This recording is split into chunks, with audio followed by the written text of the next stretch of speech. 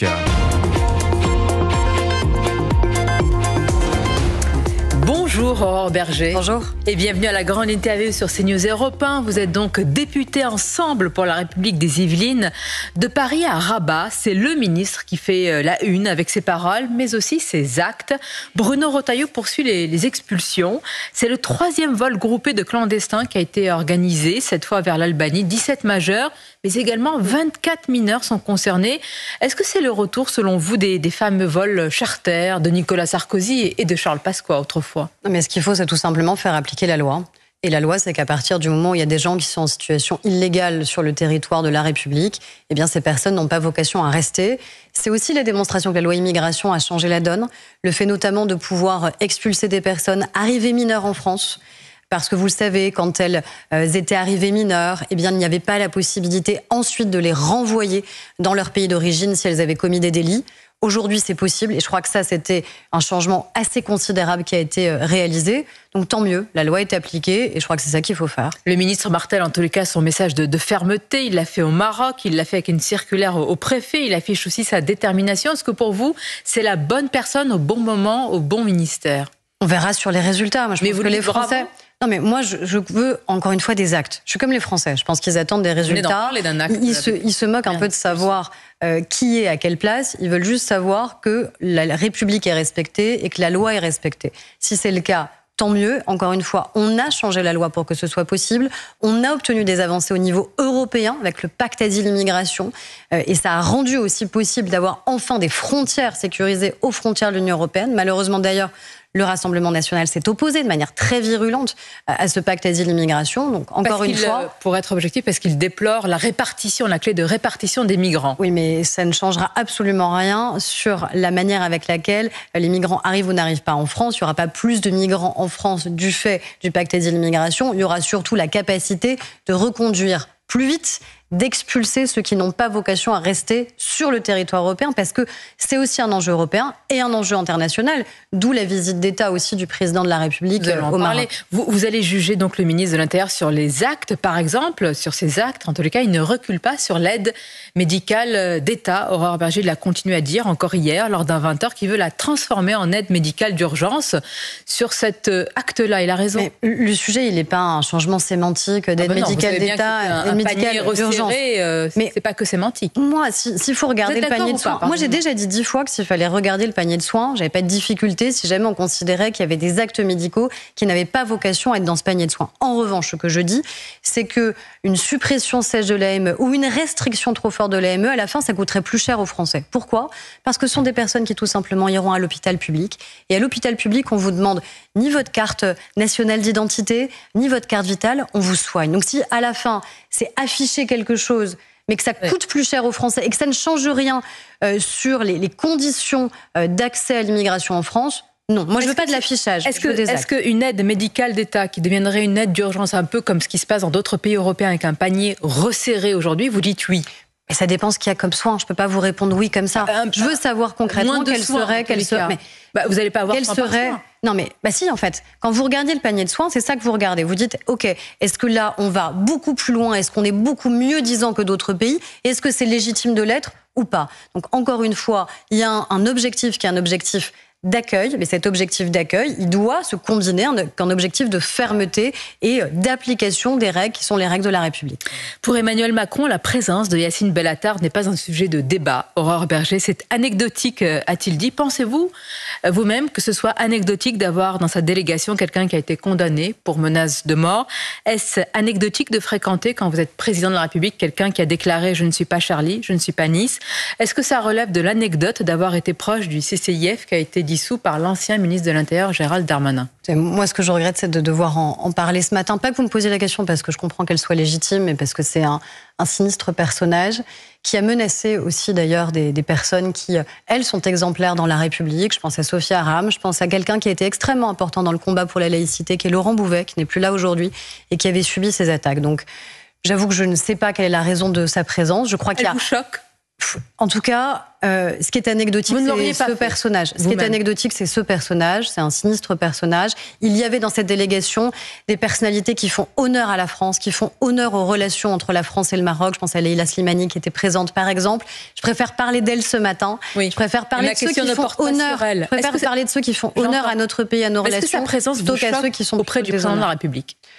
Je ne sais pas s'il était auprès du président de la République, il n'était pas dans la délégation officielle. Madame Berger, il était dans sa délégation. Vous savez bien qu'il l'a consulté, en tout cas, les conseillers du président l'ont consulté quelques jours avant la fameuse marche contre l'antisémitisme. Donc est-ce qu'une telle présence vous choque ? En tout cas, j'estime que cette personne ne devrait avoir aucune influence dans la vie politique française et dans notre République, parce qu'encore une fois, vous avez rappelé malheureusement ces faits d'armes. Le voyage, par contre, du président de la République au Maroc, il est extrêmement important pour nos relations avec le Maroc, sur la question de l'immigration, sur les questions des relations économiques, des relations culturelles aussi que nous avons avec nos deux pays. Et encore une fois, heureusement, j'espère qu'on ne va pas retenir que cela. Le Rassemblement national présente ce jeudi 7 textes à l'occasion de sa niche parlementaire. Aurore Berger, alors retour des peines planchées, facilitation des expulsions d'étrangers représentant une menace grave et abrogation de la réforme des retraites. Mais voilà, eh bien cela a été détricoté en commission. Et puis, c'est son pouvoir. La présidente de l'Assemblée nationale, Yaël Braun-Pivet, a retoqué les deux amendements les plus importants en vertu de l'article 40. Le RN crie au scandale démocratique. Il a tort ? Il n'y a pas de scandale démocratique à partir du moment où il y a un vote. Il y a eu un vote en commission qui a dit qu'il n'y avait pas une majorité pour abroger la réforme des retraites. Et après, la présidente de l'Assemblée nationale, elle a exercé sa responsabilité. On lui aurait plutôt reproché de ne pas le faire. Pourquoi ? Parce qu'abroger la réforme des retraites, ça coûte très cher. Ça coûte plus de 3 milliards d'euros dès cette année si on le faisait. C'est complètement fou dans un tel contexte. Et c'est un mensonge en fait. Faire croire aux Français, le RN, comme la France insoumise, parce qu'ils se rejoignent dans ce combat-là, qu'en fait on peut vivre plus longtemps en travaillant moins longtemps, que ce soit de manière hebdomadaire, que ce soit tout au long de la vie, c'est un mensonge. Ou alors ça veut dire qu'on aura des conditions de vie dégradées, qu'on mettra en péril les retraites des Français qui sont aujourd'hui à la retraite et ceux qui y seront demain. Donc moi j'aimerais surtout que le RN sorte de l'ambiguïté sur la question du travail. Parce qu'ils ne peuvent pas matin, midi et soir dire qu'ils sont le parti du travail, mais voter contre la réforme de l'assurance chômage, vouloir abroger la réforme des retraites. Est-ce que c'est vraiment ça que les Français veulent ? Est-ce qu'ils veulent de la responsabilité au pouvoir ? Pardonnez-moi. Ou est-ce qu'ils veulent de l'irresponsabilité au pouvoir ? Vous savez ce qu'ils ont voulu par rapport à la réforme des retraites. Ah mais écoutez, les enquêtes sont en train d'évoluer, sont en train de changer. Donc vous savez, la vérité d'hier, elle n'est pas forcément la vérité d'aujourd'hui dans l'opinion publique. Ce que je sais, c'est que c'était courageux de mener cette réforme et que c'était une nécessité pour nos finances publiques et une nécessité pour garantir la retraite de ceux qui aujourd'hui nous écoutent et qui touchent chaque mois leur pension de retraite et qui les ont vus d'ailleurs être revalorisés pour les petites pensions de retraite dès le 1er octobre. Et pourquoi ne pas assumer un débat ? Ah mais il y aura un débat. Il y aura un débat. Mais vous savez, l'Assemblée nationale, il y a toujours d'abord ce qu'on appelle un débat en commission. Donc on ne va pas dire en commission on est d'accord, pour ensuite dire une semaine après, finalement on est contre parce que c'est dans l'hémicycle de l'Assemblée nationale. On est cohérent, on a porté la réforme des retraites, donc évidemment, on s'oppose à son abrogation. Mais dans cette niche, il y a aussi d'autres mesures, comme le retour, par exemple, des peines planchées, dispositions pénales, je le rappelle, supprimées par François Hollande, c'était en 2014. Est-ce que ça pourrait passer ? Est-ce que vous pourriez dire oui, ok, pour le retour des peines planchées ? On connaît par exemple la position de Bruno Retailleau, qui est évidemment favorable, contrairement à celle Didier Migaud, alors député socialiste, il avait voté contre. Moi, le seul sujet, encore une fois, c'est les mêmes choses que les questions que vous me posiez sur Bruno Retailleau. C'est une question d'efficacité. Intellectuellement, la peine planchée, ça me choque pas. C'est même assez confortable de se dire que, en fonction d'un délit que vous pourriez commettre, en fonction d'un crime, malheureusement, que vous pourriez commettre, il y aurait une peine minimale qui serait appliquée. Le problème, c'est que dans les faits, c'est pas ça qui s'est passé quand les peines planchées ont existé. Pardonnez-moi, on a vu des quantums de peines suivies par certains magistrats quand elles ont été votées. On a vu des quantums de peines, c'est-à-dire le nombre de mois ou d'années en incarcération qui étaient moins élevés. Ce qu'il faut, c'est l'exécution des peines. Ce qu'il faut, c'est arrêter ce système où quand vous avez la personne qui a sauvagement assassiné la petite Philippine, qui est sortie 2 ans avant. Didier Migaud vous dit qu'il n'y a pas de problème d'exécution des peines aujourd'hui en France. Écoutez, moi je dis qu'à partir du moment où vous avez des hommes, parce que ce sont souvent des hommes qui ont été relâchés, qui ont commis des violences sexuelles, parfois sur des enfants ou sur des femmes, qui ont commis des crimes et qui sont relâchés avant la fin de la peine qui a été prononcée. Là, je ne parle même pas est-ce que la peine était trop légère ou trop sévère, mais avant la fin de la peine prononcée. Alors ça veut bien dire qu'il y a un sujet. On a mis fin aux remises de peine automatiques. C'était quand même un scandale absolu. C'est-à-dire qu'en fonction du temps que vous passiez en prison, eh bien, vous aviez le droit à une petite réduction de peine. Personne ne peut comprendre ça. Ça, on y a mis fin avec Éric Dupond-Moretti. Ce qu'il faut, c'est garantir cette exécution des peines. Donc, pour les peines planchées, vous dites oui, mais le gouvernement continue de chercher de l'argent partout, dans toutes les poches, Aurore Bergé. On parle désormais d'un deuxième jour férié, travaillé un peu sur le modèle du lundi de Pentecôte de solidarité. Est-ce que vous y êtes favorable? Moi, je pense que c'est pas faire les poches des Français et c'est pas chercher de l'argent partout. C'est de se dire, à un moment... Comment vous le présentez, alors? C'est de se dire que, encore une fois, on a un problème majeur de dépenses publiques. Et c'est sûr que c'est toujours plus confortable de vouloir augmenter les des fonds et des comptes. Les deux. Sans doute les deux, parce qu'on a été habitué à beaucoup de dépenses publiques. Est-ce que la dépense publique a augmenté de manière considérable nos services publics? Pas forcément. Non, je pense qu'il y a d'autres mesures, à mon avis, à prendre avant, notamment celles qu'on propose sur la question des fonctionnaires. Est-ce que c'est légitime de se dire que les salariés qui travaillent dans le privé ont des règles qui sont plus sévères que ceux qui travaillent dans le public? Est-ce que c'est légitime? Par exemple, sur les fonctionnaires, dans la territoriale, aujourd'hui en moyenne, c'est 30 jours d'arrêt maladie pour celles et ceux qui travaillent dans les collectivités territoriales. C'est presque 2 fois plus que dans le privé. On n'est pas 2 fois plus malade. Donc, est-ce qu'il y a des sujets de santé au travail, de bien-être au travail, de sens du travail? Ça, c'est une certitude. Mais à un moment, il y a un sujet d'équité qui doit pouvoir exister. Je résume, vous n'êtes pas favorable à ce deuxième jour férié travaillé, mais évidemment sur les jours de carence, vous dites oui. Étudions ça, mais soyons clairs, ça veut dire demain, policiers, secrétaires de mairie, infirmiers seront moins bien indemnisés quand ils seront malades. Ça, vous l'assumez. Ça veut dire qu'ils seront indemnisés de la même manière que les salariés du privé. Moins bien. Que les salariés du privé. Est-ce qu'il faut travailler sur la question des mutuelles? Parce que c'est souvent le cas pour les salariés du privé, où les mutuelles prennent en charge des jours de carence. Mais moi, je ne sais pas expliquer à un éboueur qui travaille dans une entreprise privée qu'en fait, lui a un jour de carence, jusqu'à 3 jours de carence, mais que quelqu'un qui travaille dans d'autres métiers parce qu'il est fonctionnaire, lui n'en a qu'un. Ça, c'est quelque chose d'injuste. Et je pense que cette injustice qui est très puissamment ressentie par les Français, à la fin, ça conduit à se désintéresser de la vie politique en disant qu'on ne prend pas des mesures efficaces et justes. Il va y avoir des grèves.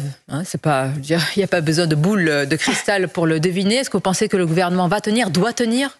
J'ose l'espérer. C'est un gouvernement qui existe depuis quelques semaines. Mais qui est fragile. Donc, sans doute parce qu'on est dans une configuration politique qui est profondément fragile. Enfin, si on renonce à chaque grève, vous voyez bien que dans ce pays, on ferait sans doute peut-être pas grand-chose. Hier, par exemple. Donc, il y a la nécessité de tenir. Pourquoi?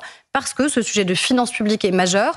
Hier, nous, on a fait supprimer une disposition du gouvernement qui visait à revenir sur les allègements de charges. Parce que moi, je crois que ce qu'on a fait depuis 7 ans sur l'attractivité par le travail, sur la revalorisation du travail, ne doit pas être mis à mal par le coût du travail qui serait augmenté dans notre pays. Vous avez raison pas la bonne de rappeler option. Cela pendant 7 ans, mais les Français qui nous écoutent et nous regardent ce matin se demandent aussi, vous avez fait partie d'un gouvernement dont le ministre de l'économie dit on va vous dire la vérité dans quelques jours et semaines sur ce dérapage incroyable. Mais comme si, donc, il y a eu un mensonge. Non, déjà, il n'y a pas eu de mensonge. Une omission. Il n'y a ni omission, ni mensonge. Un amateurisme, il y a encore une fois, à la fois des situations exceptionnelles qui ont appelé à des mesures exceptionnelles, notamment pendant la crise Covid. Et à ce moment-là, il n'y a pas un parti politique qui nous disait stop. Au contraire, on nous disait toujours plus, toujours plus, toujours plus de dépenses publiques. Les mêmes qui, aujourd'hui, aimeraient nous mettre un peu sur le banc des accusés. Donc, il faut une totale transparence. Et je pense que cette totale transparence, elle démontrera justement l'action qui a été la nôtre pour protéger les Français. Dans l'actualité, Aurore Bergé, je voudrais vous faire réagir à ces tags antisémites qui ont été découverts dans un immeuble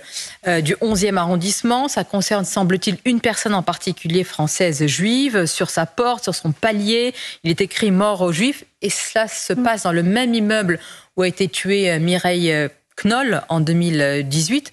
La lutte contre l'antisémitisme aujourd'hui, au-delà des actes, qu'est-ce qu'on peut dire quand on voit cela? J'avoue que les mots manquent en fait. Les mots manquent quand on voit qu'on a quelqu'un qui est pris pour cible parce qu'elle est juive, parce qu'elle est française, de confession juive, et qu'on vient la harceler jusqu'à son domicile dans son ascenseur. Pourquoi? Pour qu'elle s'en aille? Pour qu'elle parte?